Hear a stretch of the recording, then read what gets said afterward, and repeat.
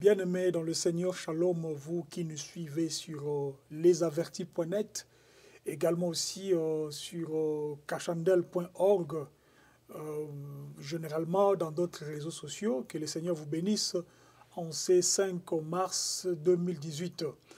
Je viens aujourd'hui parler avec vous, mais je veux faire cette émission en lingala.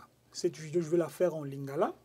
La même vidéo, si le Seigneur nous donne le temps, nous allons la faire en français. Mais permettez-moi, pour ceux-là qui ne parlent pas le lingala, que la même vidéo que je suis en train de faire, je la ferai aussi en français si le Seigneur nous donne le temps. Na koko tambalamoko na lingala. Na ye kolobela likambu ya dim. Boebi que ezali sujet moko oyo vraiment ezotungisa batu mingi.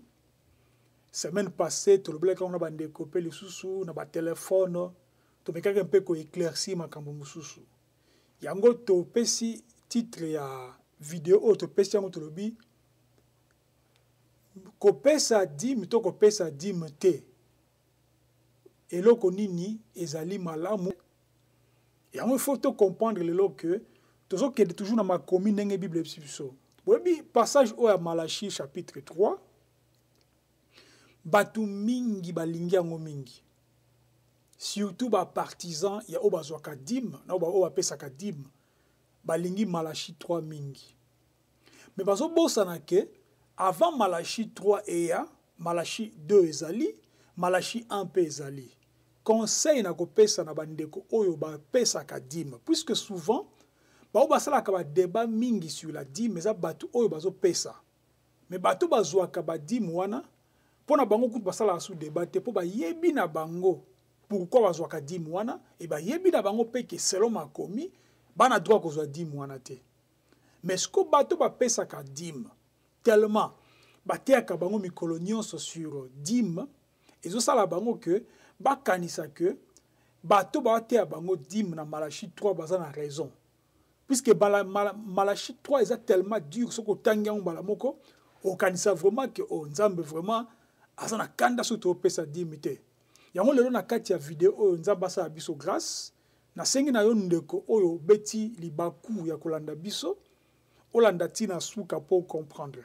Tokolobela likambo oyo mutu ya o nzamba tie na kati na biso lisusu par rapport ya élément mususu ya sika o nzambe alakisi biso po to ko présenter na bino.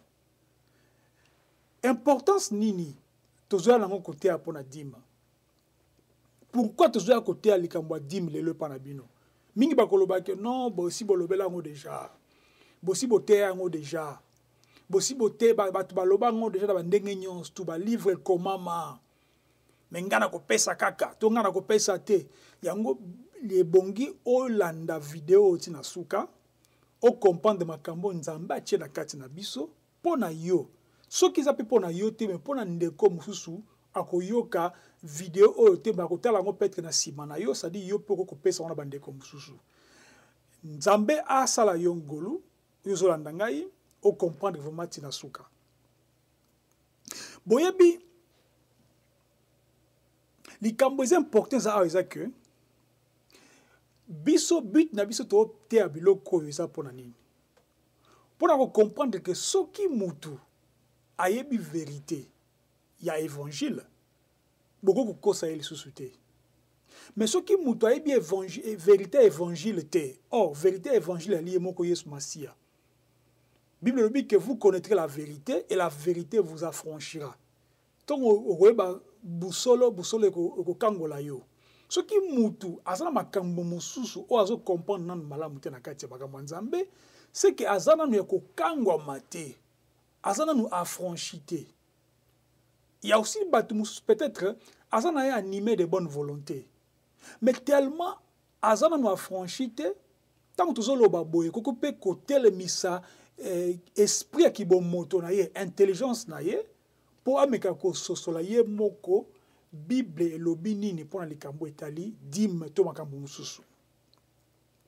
Yango mo lelo ba pasteur oyo bazwaka ba dim ba message ya boso ba moni yango ba koyebisa bandeko bolanda biloko wana teli ba antichrist mais pourtant tu ali côté lelo to mona que na mutu azo yiba na mutu azo kebisa mutu ba yiba ete wapi aza antéchrist na mutu azo sala mabe ko dépouiller batu c'est-à-dire ko zo mbonga batu asomi mapango ba mituka bali basi azuba makango na mutu azo côté ya bino koloba ke Yesu atei biso nini par rapport à dîme.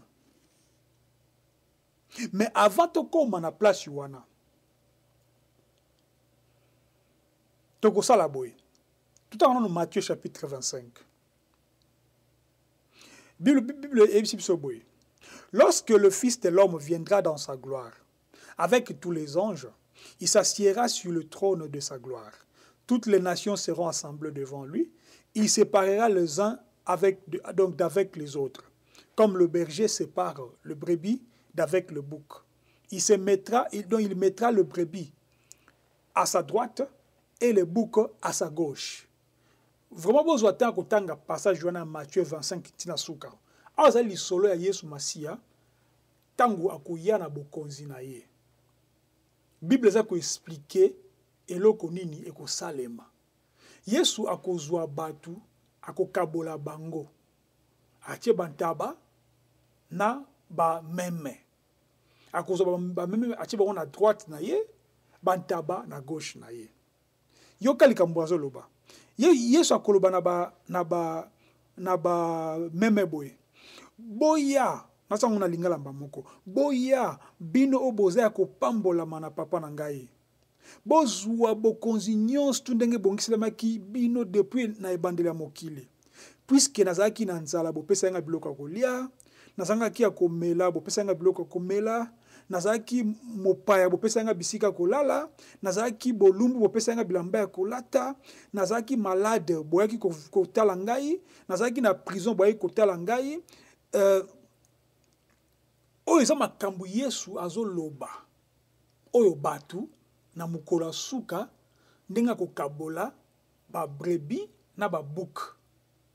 Bo comprendre le solo malamu. Pour comprendre pourquoi est-ce que nazoya na élément ya sika o peut-être na no yoka te nzamba sala yo grâce au comprendre nga malamu.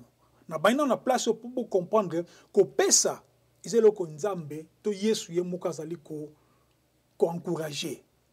Mais ozo pesa nini ozo pesa epa ya nani.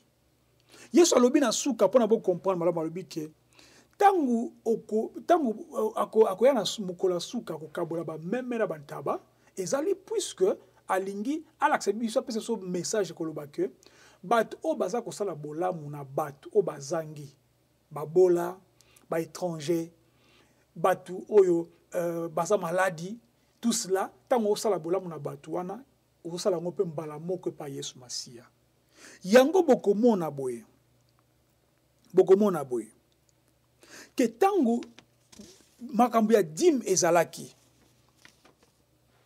bokomona ke dim tango ezalaki na ba dim ebele kapona ezalaki dim moko te ezalaki na ba dim ebele c'est-à-dire dim ezalaki 4 sortes ya dim na te makambo mena te ona ndenge mususu avant to koma na 4 dim to comprendre le kamoko boye yokal Jacques 1:27 lobi na biso boye religion ya malamu o ezanga tâche epa nkolo ezali ya kotala babola ya kotala basi bakufela mibali na kati ba pasi na bango et puis ya ko préserver mokili c'est-à-dire mokili ebeba na makambo mabete c'est-à-dire pour toi ali mungu ya mokili wana eza na Jacques chapitre 1 verset 27 c'est-à-dire Bible est sûr que non religion malamu ezali ya kosunga bana donc ba orphelin ya kosunga ba veuve na kati ba pasi na bango pe ya koluka ke maloba to mokili ya nzambe ebebisa matera maloba to na makambo ya mabe yango biso tali mwinda na mokili tozali pe mungu ya mokili mungu ezalaka wana po nini po ebebisa po tango moni bazui poisson batie mungu na kati komi poisson salé po nini puisque po epolate siko biso bana nzambe toli ko jouer rôle wana ke soki likambo to makambo ya mabe eza koya toli ko bimisa mwinda d'abord pour éclairer na kati ya mabe batu ba détecter mabe wana et puis en plus ensuite tozali koya na liloba nzambe oyo kosala ke e préserver kondima batu ebebisa mate na mokili oto mona oyo to comprendre likambo malamu Bato mingi o bazwaka dîme ba mikangama likambo eza na kati ya Matthieu chapitre 23 verset 23. Elobi makambo oyo Yesu aloba na ba scribe na ba pharisien. Tant aloba ke bozo pesa dîme ya cumin, bozo pesa dîme ya menthe, bozo pesa dîme ya aneth, mais bozo bosa na makambo ezali ya malonga. Botala bien place Yesu azoloba. D'abord, tant Yesu aloba likambo wana ezalaki avant amata na ekulusu. Po Yesu abotamaki na se ya mobeko. Puisque lisolo ya dîme boyebi ke euta na kati ya mobeko. Ti tango Malachi azoloba, tokokoma na Malachi 3. Tokokoma place wana. Tango Malachi azoloba, Malachi azakoloba par rapport ya mobeko Nzambe apesaki, c'est-à-dire ezaleti loi o Nzambe apesaki ye. Yesu tango abotamaki na se ya mobeko. Mais Yesu ifalaki sikoyo na koya na ye akufa. Potanga kufa eke akosekwa mobeko elongwa me ngolunde ekota. Yango muni Bible elobi na biso ke Moïse ayaki na mobeko mais Yesu Masia ayaki na ngolu na bosolo, c'est-à-dire la grâce et la vérité. Or, la vérité, ce que yoki likambu na musika, ndenge Bible biso quelque part que makambo ele kaki kala, ezaki elilingi ya makambo eko ya sima, c'est-à-dire l'ombre des choses à venir. Or, ombre ya mutu eza mutu te. Ce qui ombre ya mutu ezali, il faut que tala nde mutu. Mutu nde mutu tambwisaka ombre, mais ombre tambwisaka mutu te. Yango faut comprendre malamu ke bato batelemela kalikama Matthieu 23 23. Pona koloba ke Yesu ateyaki dîme yango faut kopesa dîme baza na kati ya bosolo te, puisque Yesu abisi bango bozo pesa dîme ya cumin ya aneth na ya menthe. Pourquoi biki bozo pesa? Po Yesu ami longolaki. Et puis alobi na bango pe ke bozo pesa dîme, donc dîme ya cumin ya menthe na aneth. Atangi ba kombo ya ba dîme biloko banda ko pesa. Pona comprendre que dîme tikala jamais kozala mbongo. Ce que mituna question yo pesa ka dîme. Mpona ni opesa ka mbongo. Okoloba ke puisque ozaki muto olona ka biloko te, yango pesa ka mbongo. Est-ce que yo oza banquier? Puisque tango Abraham apesa ki dîme par rapport à biloko oya lokotaki. Ba biloko oya lokotaki nde tango aganyaki bitumba, c'est-à-dire bebibundeli, minduki, masasi. Ezaki alokoti yango eko pesa ngo dîme. Siko yo siko tango ozali mwana Nzambe tango loi eye na kati ya bana Israël par rapport à Malachi to koma place wana déjà. Mais tango siko to tanga likambo to comprendre que na Matthieu 6 Yesu alobi boye. C'est pourquoi je vous dis, ne vous inquiétez pas pour votre vie de ce que vous allez manger, ni pour votre corps de quoi vous serez vêtus. Bobi tungisa te na oyo bokolia to oyo bokolata. Et puis Bible tuni lobi ke est-ce que bomoi eleki biloko kolia te to nzoto eleki bilamba te. C'est-à-dire Nzambe apesi biso biloko ezali nécessaire na kati ya bomoi na biso. Bato bakosaka bino koloba ke soko pesi dîme yo okomona okoma na mbongo ebele. Tunila ngai bato nyonso na kati ya ba assemblée dite chrétienne. Bato boni baza na mbongo. Bato boni baza ba riche. Bandeko, souci na biso ezate ke tote ya bino po tolingi boya epa na biso. Non. Souci na biso ali tote ya vérité po bo comprendre makambo de façon que mutu akosa bino te. Mbongo opesaka dîme wana. Zwa yango pesa wana babola ndenge Yesu alobi na kati ya totangaki Matthieu 25 wana pesa na ba orphelin, pesa na ba veuve, pesa na ba paya. Parce que sali bongo au pesi yango nde pa nkolo ndenge ye mokalo. Botanga na Matthieu 25 malambo comprendre makambo yo.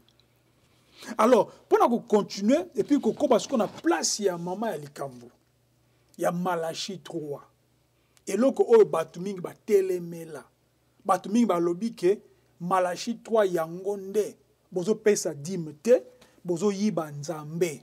Totanga siko Malachi 3. Totanga Malachi 3. Malachi 3 et le Bible. Donc, dans Malachi 3, donc 9. Mais to bandango atana Malachi 3.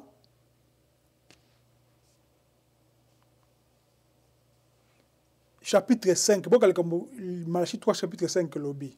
Je m'approchais, donc on a lingala mbamoko, na kopusa na bino na ba jugement, pe na koya ko témoigner contre bato ba osama kama nzambe na bato ya lokuta, bato ya misala ya mabe, bato ya kindumba, naza pe contre bato oyo bali ko jire na ndenga lokuta, bato oyo bali na ba salaire kaka ya donc ya mercenaire, bato bali ko opprimer, bali ko nyokola ba veuve, bato bali ko nyokola ba orphelin, bato bali ko nyokola ba paya, bato bali ko donc bato bali ko banga kombo nzambe te. Wana Malachie chapitre 3 verset 5. Ce que tangi yango bien komona que nzambe aza contre bato bali ko tambola mabe, otomo lelo te tamsumu na pasteur moko aza na indumba, mais ya te aka dime opesa ka dime na yo. Pasteur moko baza na ye moyibi, aza na ye ndoki, mais opesa ka dime na yo. Pasteur moko boy aza na ye kutu, aza na ye même pas mobenga mi solo, mais opesa ka dime na yo. Et pourtant tambola na kindumba na kindoki kutu bazali. Et puis alobi ke naza contre bato oyo bali ko kanga kogonyokola donc ba veuve. Boni ba pasteur kana pasana ba veuve na kati ba assemblée la bango. Ba sali sa bango vraiment ba orphelin, ba étranger. Yango sikoto sauté déjà 5. Botanga vraiment na kopesa bino conseil pour comprendre likambo bien. Botanga Malachie zaka 4 chapitres. Ezalongo mingi te. Botanga Malachie mobimo pour comprendre que ezaki mibeko nzambe atindi na prophète Malachie pour na kopesa bana ya Israël. Ezaki mibeko etali kutu église te. Yango moni Paul, Pierre, Jacques batea makambo wana te. Biso tali côté yango lelo pona nini poto moni ke mabunga eza mingi. Mutu moko talobi kamoko est important biki tango bo pesa ko 10 ya 10%. Imaginez-vous que ba futio 1000 tout ça na euro, 1000 euros et puis na suka ba pesio 3 cents. Siko 1000 euros, 3 cents, 10% ils à combien? Moni que même mbongo kuto ko futela isa susute comment elukani ni o arrondir. Il faut comprendre que ezaki d'abord biloko ya kolia, ba biloko, ça dit biloko. Po Abraham pesaka biloko, ba butin na ye et puis bana Israël bana ko pesa biloko ya kolia. Pourquoi tokotanga na kati ya Malachie siko chapitre 3, tokei na verset nango 9. Ou bien tochaka na verset 10 mbala moko. Bible le Bible dans Malachie chapitre 3 verset 10 boyo kanga bien bo fongola matoi. Approche donc apportez toutes les dîmes. Apportez toutes les dîmes. Les dîmes. C'est-à-dire bon mema ba dîmes na bino nyonso. Tango abi toutes les dîmes balobi ke ba dîmes ezalaki ebele. Ezaki dim kaka moko te, ezaki dim ebele toko le bango pe mususu mbang apona sina le bango déjà maintenant ko le balisusu yango problème te. La répétition est la mère de la science. Apporter toutes les dîmes au magasin. Mais ça dit likambo est très important de comprendre malamu. Tout dans la version oyo.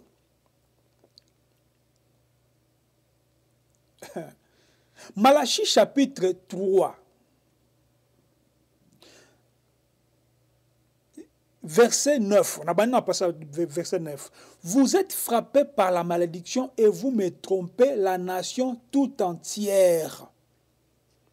Vous êtes frappés par la malédiction et vous me trompez la nation tout entière. C'est-à-dire Malachie chapitre 3, verset nango, donc 9. Natang la version Moussousou, vous êtes certainement maudits parce que vous me trompez, vous, toute la nation, et non les nations. Baïlema yango na zoïpsa binodia. Baïlema o nzambe à la kipso par rapport à l'ikamboyo. D'abord, tu vas dans verset 9, il y a Malachie chapitre 3 et lobby, vous êtes frappés par la malédiction et vous me trompez la nation tout entière. Nation mobimba, nation de Tia Congo, nation de Tia Angola, nation de tia Suède, nation de tia France, c'est-à-dire aza koloba na nation wana oyo bazo yokaye nation, c'est-à-dire maloba ya Malachi ezalaki po na nation ya Israël. Mout oyo azo comprendre makambo oyo te bandeko atuna biso lisusu toko répondre na yo ndeko toko zwatan toko sola poso comprendre likambo oyo te. C'est que makambo mingi poso comprendre ngo te, c'est que nanu oyebi vérité en kolo Yesu te. Or la Bible me dit na répéter susu soko yebi solo nde solo ekokangola yo. Chapitre 3 ya Malachi mais verset nango soko 10. Nazongeli apporter à la maison du trésor toutes les dîmes. Maison du trésor eza nini? Trésor zali magasin place bana ko bomba biloko neti tout yango neti pample place moko bobongisa pona ko bomba biloko na olelo teti ba frigo na yo par exemple. Place au biloko il faut ezala ya kolia. Et puis toutes les dîmes liko bakeno ba dîme ebele, c'est-à-dire ezaki dîme moko teki ba dîme ebele pona koloba nini ba dîme ezaki na différence nango.